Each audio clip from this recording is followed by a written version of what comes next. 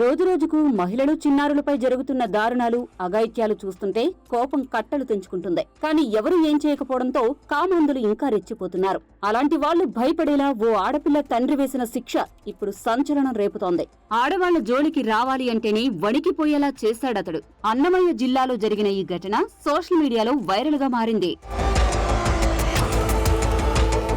కొత్తమంగంపేటలో దివ్యాంగుడైన గుట్ట ఆంజనేయులు దారుణ హత్యకు గురయ్యారు. రాత్రి ఇంటి బయట నిద్రిస్తున్న ఆంజనేయులపై ఎవరో గుర్తు తెలియని వ్యక్తులు ఇనుపరాడ్డుతో తలపై కొట్టి చంపేశాడు. సమాచారం అందుకున్న పోలీసులు ఘటనా స్థలానికి చేరుకుని మృతదేహాన్ని పరిశీలించారు. కేసు నమోదు చేసి దర్యాప్తు ప్రారంభించారు. హత్య జరిగిన 3 రోజుల తర్వాత అసలు విషయం బయటకు వచ్చింది. ఆంజనేయులను తానే హత్య చేశానంటూ ఓ యువకుడు వీడియో విడుదల చేశాడు. అలాగే తాను ఎందుకు హత్య చేయాల్సొచ్చిందో కూడా వివరించాడు. కొత్తమంగంపేటకు చెందిన చంద్రకళ, ఆమె భర్త ఆంజనేయ ప్రసాద్ కువైట్లో ఉంటున్నారు. వాళ్ల 12 ఏళ్ల కుమార్తెను చంద్రకళ సోదరి లక్ష్మి, రమణ దంపతుల వద్ద వదిలేసి వెళ్లిపోయారు. అయితే రమణ తండ్రి ఆంజనేయులు మనవరాలి వరుసయ్యే ఆ బాలిక పట్ల అసభ్యంగా ప్రవర్తించాడు. ఆ విషయాన్ని బాలిక తన తల్లి చంద్రకళకు ఫోన్ చేసి తెలిపింది. వెంటనే చెల్లెలు లక్ష్మికి ఫోన్ చేసి అడగ్గా ఆమె సరిగా స్పందించలేదు. ఆందోళనతో చంద్రకళ కువైట్ నుంచి వచ్చి ఓబులవారిపల్లె పోలీస్ స్టేషన్లో ఫిర్యాదు చేసింది. పోలీసులు నిందితుడు ఆంజనేయులను పిలిపించి మందలించి వదిలేశారు. మా కూతురు మనసులో పనుకోండి, ఈ మనిషి అనమాట. ఈ మనిషి ఏం చేశాడంటే, మా కూతురు నిద్రమత్తులో ఉంది కదా అని మా కూతురు బట్టలు తీసేసి బలాత్కారం చేసి నోరు మూసిపెట్టి బలాత్కారం చేసి ఇంకా చేసేదానికి ప్రయత్నించినాడు. ఒకవేళ అరిస్తే నోరు మూసిపెట్టి ఒకవేళ ఎంత పనైనా చేద్దాము చంపేసేదానికైనా కానీ అంటే ఆ ఆలోచనతోనే బలాత్కారం చేసి చంపేసేదానికైతే ఈ మనిషి అయితే చూసినాడు. ముందుగానే నా కూతురు నిద్ర మత్తులో ఉంది, అందులో మళ్ళీ నోరు మూసిపెట్టేసినాడు, బట్టలు తీసేసినాడు. నోరు మూసిపెట్టేసరికి ఊపిరాడకుండా భయపడిపోయింది అనమాట. ఏం జరుగుతున్నదో ఏమో భయపడిపోయి ఒకపారిగా అరిసేసింది బుజ్జమ్మ అని. నా భార్య చిన్నగా అడగడం వల్ల నా కూతురు చెప్పేసింది, అమ్మ నేను నిద్ర మత్తులో ఉన్నాను, తాత బట్టలన్నీ తీసేసినాడు, ఇక్కడ పట్టుకొని చెస్ట్ దగ్గర ఉత్తినాడమ్మా, ఇంకా చెప్పరాని ప్లేస్ లో పట్టుకొని గట్టిగా ఉత్తినాడమ్మా అరుచానని ఇట్లా మూత పెట్టేసినాడు, చెట్టు మూసేసినాడు. నాకు భయం వేసిందమ్మా, ఈ మాదిరి చేసినాను, తర్వాత బుజ్జమ్మకి చెప్పినాను అని అప్పుడు చెప్పింది నా కూతురు.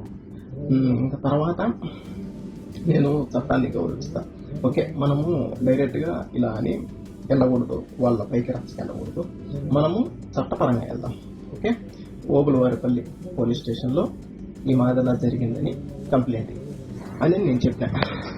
ఓకే అవని నా భార్య వెళ్ళింది, కంప్లైంట్ ఇచ్చింది. తర్వాత వాళ్ళని పిలిపించినారు. వాళ్ళని పిలిపించి ఈ మాదిరిలా జరిగిన దానికి వాళ్ళను ఒక్క దెబ్బ కూడా కొట్ల, ఏదో 2 మాటలు తిప్పి అవని అక్కడి నుంచి ఇంకా మీ జోలికి మీ బిడ్డ జోలికి ఇంకా వాళ్ళు రారు అని పంపించేసినారు. ఇక్కడితో వివాదం సద్దుమణిగింది అనుకునేలోపే లక్ష్మీ, రమణ దంపతులు బాలికకు జరిగిన విషయాన్ని బంధువులకు చెప్పారు. పైగా పోలీసులకు డబ్బులిచ్చి ఆంజనేయులను తీసుకొచ్చామంటూ గొప్పగా చెప్పుకున్నారు. తన కూతురికి జరిగిన దారుణాన్ని ప్రచారం చేస్తున్నారన్న విషయం కువైట్లో ఉన్న ఆంజనేయ ప్రసాద్ కు తెలిసిందే. తన బిడ్డ పట్ల అసభ్యంగా ప్రవర్తించడమే కాకుండా ఆమె భవిష్యత్తును కూడా నాశనం చేస్తున్నారని తీవ్ర ఆవేదనకు గురయ్యాడు.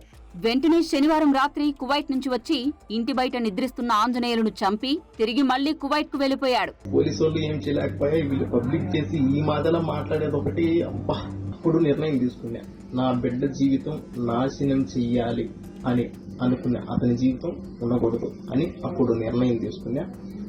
ఎవరికి తెలియదు నేను ఇండియాకు వస్తా ఉన్నట్టు, ఎవరికి తెలియదు. మా కోయటతో మాట్లాడుకొని ఒక 4 రోజులు సెలవు కావాలని చెప్పి పాస్పోర్ట్ తీసుకొని 2 టికెట్లు నేనే కొనుక్కొని మా భార్యకి కూడా నేను ఎడార్లేకి జాకూర్కి వెళ్తున్నాను అని చెప్పి నేను వచ్చిన ఇండియాకు వచ్చా. కువైట్ నుంచి ఇండియాకు వచ్చి నేను చేసే పని అతన్ని నేను చేసి తర్వాత మళ్ళీ నేను కువైట్కి వచ్చిన.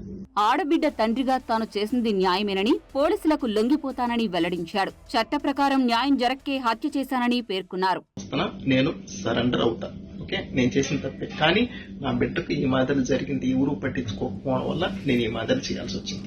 ఈ రోజు నా బిడ్డకు జరిగింది, రేపు ఒకవేళ మీ బిడ్డకు, మీ ఇంట్లో ఆడవాళ్ళకు ఈ మాదిరి జరిగితే పట్టించుకోకుండా ఒకవేళ ఇంకెప్పుడు పట్టించుకుంటారో, తేటిగా ఆడబిడ్డల మాన ప్రాణాలు తేటిగా పోయిన తర్వాత, సమాధిలోకి వాళ్ళు వెళ్ళిన తర్వాత పట్టించుకొని ఏం ఉపయోగం? ఒక నా బిడ్డ గురించే కాదు, ప్రతి ఒక్క ఆడబిడ్డ గురించి నేను ఆలోచించి ఈ మాదిరి ఒకవేళ ఎవరైనా ఈ మాదిరి చేస్తే, ఒకవేళ ఎవరు ఏం చేయలేకపోయినా గానీ, ఒకవేళ వీళ్ళ బంధువులు అయినా గానీ, వీళ్ళ తండ్రి అయినా గానీ, అన్నైనా గానీ, తమ్ముడైనా గానీ, ఒకవేళ ఏదైనా చేస్తాడో తెలిసిన తర్వాత అలా భయపడైనా గానీ ఆడపిల్లల జోలికి రాకుండా ఉంటారు అని ఆలోచించి, నా జీవితం పోయినా పర్వాలే, బిడ్డ పరువు ఈ మాదిరిలో పోయినా పర్వాలే, ఇంకొకరు బాగుంటారు కదా, ఇంకొకరికి ఇది విషయం అని చెప్తానే, ఇంకొక బిడ్డకు ఈ మాదిరిలో జరిగిందని చెప్తానే అప్పుడైనా సీరియస్ గా పట్టించుకుంటారు కదా అనే ఆలోచనతో నేను ఈ పని చేసిన.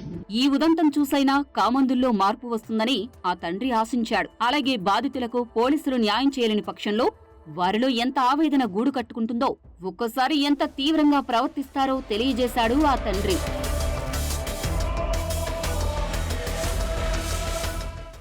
మరిన్ని వీడియోస్ కోసం ఛానల్ ని సబ్స్క్రైబ్ చేయండి. లేటెస్ట్ అప్డేట్స్ కోసం వాట్సాప్ ఛానల్ ని ఫాలో అవ్వండి. ఆ లింక్ డిస్క్రిప్షన్ లో ఉంది.